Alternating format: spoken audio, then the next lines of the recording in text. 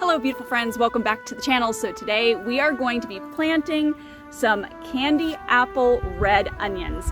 Now these starts I got at my local garden center, and what we are going to be showing you is step by step how to get these guys into your garden space, because not only do you get a really great crop out of this that is something you can have in storage for the year, but you also have the added benefit of a little bit of pest reduction in your garden space. So if you've never done any type of succession sowing in your garden space, I highly recommend that you consider onions and garlic as a succession crop to help at least deter the pests, if anything, from your summer garden.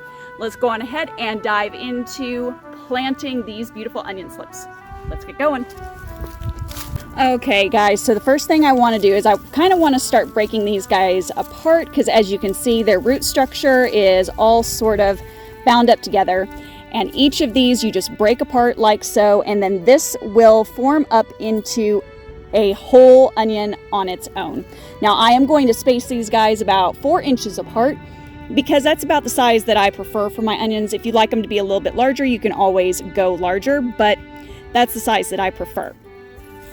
So this is technically a garlic fertilizer. However, this company uses their garlic fertilizer for all of their bulbs. So the main thing is that you want to make sure that whatever or wherever you are planting your alliums, your onions, your garlic, whatever variety it is, you just want to make sure to fertilize the area very, very thoroughly, because anything in the allium or bulb or garlic family is a very, very heavy feeder. So if they don't have enough nutrients in the soil, they're not going to size up, they're not going to bulb up the way that you need them to.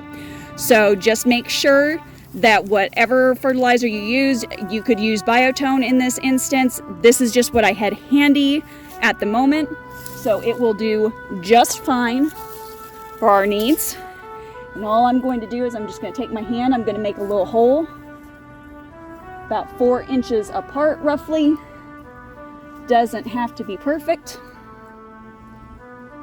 And I am doing sort of a zigzaggy pattern here, as you can see. Then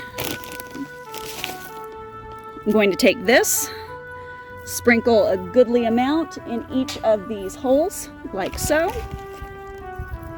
Gonna take our slips, stick them in.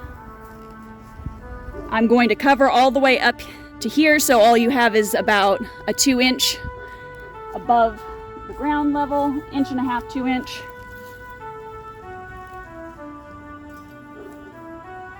And if these get hit by a bit of frost or any type of inclement weather, don't worry about it. All of the energy is going to be down here in the hole where the bulb is forming.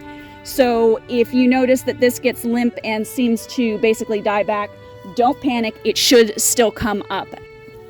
Now all I'm going to do is just move back into place our straw mulch, which will also help kind of protect it in case any late weather ends up hitting us.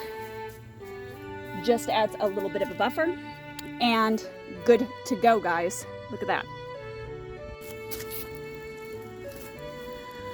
Okay friends, so as you can see, this is a very, very easy crop to grow, very, very easy and simple to plant. You could even start these from seeds in a seed tray if you would like. This is one of my favorite crops to grow. Not only is this crop wonderful to grow for food, but also pest prevention. So I hope you guys enjoyed this video, and as always, keep it simple, natural, and essential. We will see you on the next video, and don't forget to check out this video down here if you need a little bit of seed starting inspiration to just kind of get you motivated to jump into your spring garden. And don't forget, if you are looking to cultivate a high yield garden, I have a guide for you, and I'll have it in the description box below. Direct link to that guide. It is under $10, guys. Go on ahead and support us by grabbing that today. We'll see you on the next one. Bye.